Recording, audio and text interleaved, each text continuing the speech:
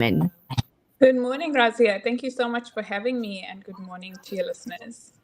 It's an absolute pleasure. Now, ovarian cancer is actually the fifth leading cause of cancer death amongst women and is known for being particularly difficult to detect in the early stages. I mean, that some of the reasons is because perhaps the symptoms may show up as other common symptoms that are not so serious. So let's jump straight into it, Dr. Carmen, and you can then further explain to us exactly what is ovarian cancer.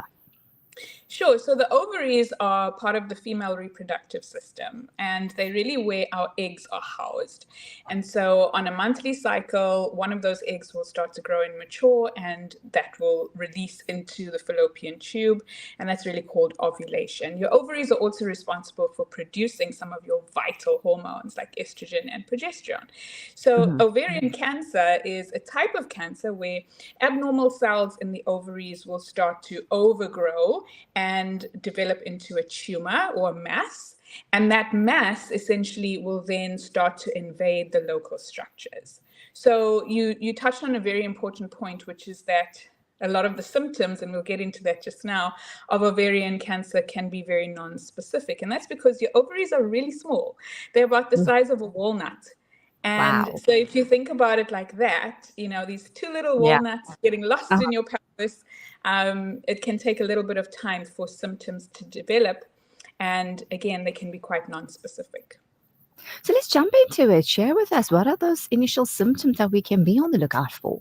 Yeah. So again, these symptoms, I guess can occur in a number of different medical conditions, but essentially we're talking about things like pelvic or abdominal pain can be a feature, including back pain as well. Bloating or actually swelling of the abdomen is kind of one of the telltale signs that something is really going on inside the abdomen. And generally speaking, at the same time as people are kind of getting swelling around the abdomen, they may tend to lose weight at the same time. So they're getting thinner in the rest of the body, but the abdomen is kind of swelling out. You can get abnormalities or changes in the menstrual cycle, so irregular bleeding or bleeding that's heavier than usual. Because of that mass effect in the pelvis and sometimes in the abdomen, you could get things like indigestion or nausea, or maybe even just difficulty eating the same amount of food that you perhaps previously were able to eat. Loss of appetite is also something that may occur. Constipation, again, because of that tumor building up inside the pelvis, can push on against the bowel and can obstruct the bowel to a degree, so you could get constipation. Likewise, pressure on the urinary tract can cause urinary symptoms. So yeah, these are fatigue is another common one. So people just kind of maybe together with those symptoms we've already discussed, just feeling really drained, really exhausted, out of the ordinary. Fatigue is also quite a common symptom. And we often hear people saying that, I am so tired. So it is a common symptom indeed, and one would think. So, I think it's important for our women that are actually watching this or listening via radio or even streaming. What would you say if they're feeling any of these, they should obviously go and get checked out. But how is ovarian cancer then diagnosed? Yeah, so it does definitely start with your symptoms, right? So when you're going to see your doctor, you'd obviously tell them exactly what's been going on. So your doctor would kind of dig a little bit into maybe trying to elicit some more of those symptoms and trying to piece together this puzzle.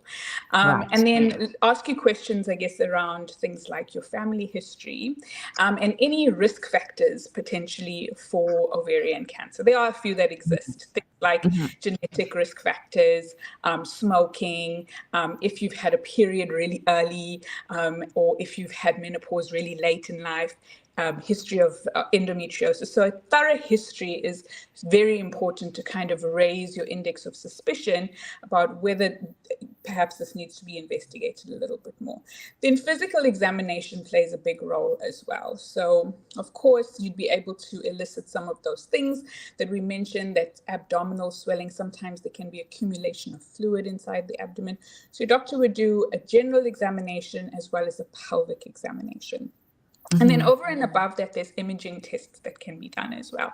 Typically in your Okay. doctor's office, they may do things like an ultrasound. So a pelvic ultrasound can help to see, are there any abnormal growths or anything unusual looking on the ovaries or even in the fallopian tubes or elsewhere inside the pelvis.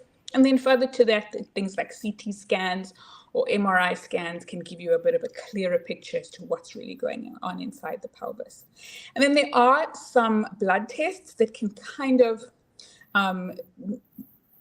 perhaps refine the diagnosis. There's a blood test known as the CA125, which is a protein that gets elevated in ovarian cancer, but it's not specific to ovarian cancer. There's other reasons why CA125 may be elevated. And there are some ovarian cancers where CA125 is not elevated. But probably the gold standard, how we actually would diagnose somebody with ovarian cancer, is probably through biopsy.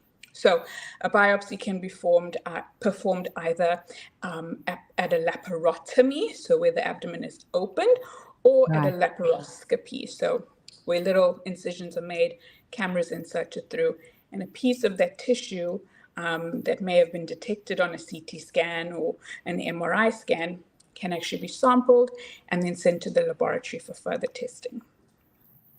Okay, so we've been talking. You mentioned that, like, how early you probably got your period or how late you got your menopause. From your observation, would you say that there's a specific age group that tends to get ovarian cancer that is detected much more than other groups? What would you say, doctor? So typically speaking, over the age of 45 is generally where we see ovarian cancers being most often diagnosed. And even in later years, 60 or so. So between 45 and 60, generally speaking. There is a type of ovarian cancer that is diagnosed in very young people. It's called a germ cell tumor. So that, generally speaking, we get much younger patients would present with that type of ovarian cancer. But specifically this idea of either having your period very early and menopause very late, it's all got to do with your exposure to hormones. So the longer or the more exposed you are to hormones like estrogen, the higher the potential risk of developing ovarian cancer. Likewise, women who've never been pregnant, for example, because they wouldn't have had that break in their period. When you're pregnant, you're not menstruating, so you're not producing those reproductive cycle hormones. So essentially, if you're pregnant for 9 to 10 months, you would have had a break throughout your reproductive year. So women who have never been pregnant, also we find that they are at higher risk as well, just because they've never had that break from their reproductive cycles. So all these things contribute, Wow, it's nice to be into awareness of that and have a better understanding of how it works. What are the treatment options, if we may ask you, in about a minute and a half, if you can tell us? Yeah, so mostly treatment options are surgical and chemotherapy. Typically speaking, it depends on your stage. So, stage, like a lower stage is cancer, ovarian cancer stage 1 to 4, but there's a lot of like subcategories within that. And typically speaking, either you would have chemotherapy before or you would have chemotherapy after surgery. And typically speaking, the chemotherapy is either given to shrink the tumors in preparation for the surgery, or after surgery, it's given to kind of get rid of any residual cancer cells that may be there. And then, of course, at surgical procedures, depending on where the cancer is, how far it's spread, typically speaking, removing the ovaries in the entire reproductive organs, specifically the ovaries, the tubes, the uterus, everything would probably need to be removed. And then depending on if there are any other sites outside of the reproductive tract, those may need to be addressed surgically as well. And then with chemotherapy to kind of debulk or reduce the tumor mass or the tumor burden.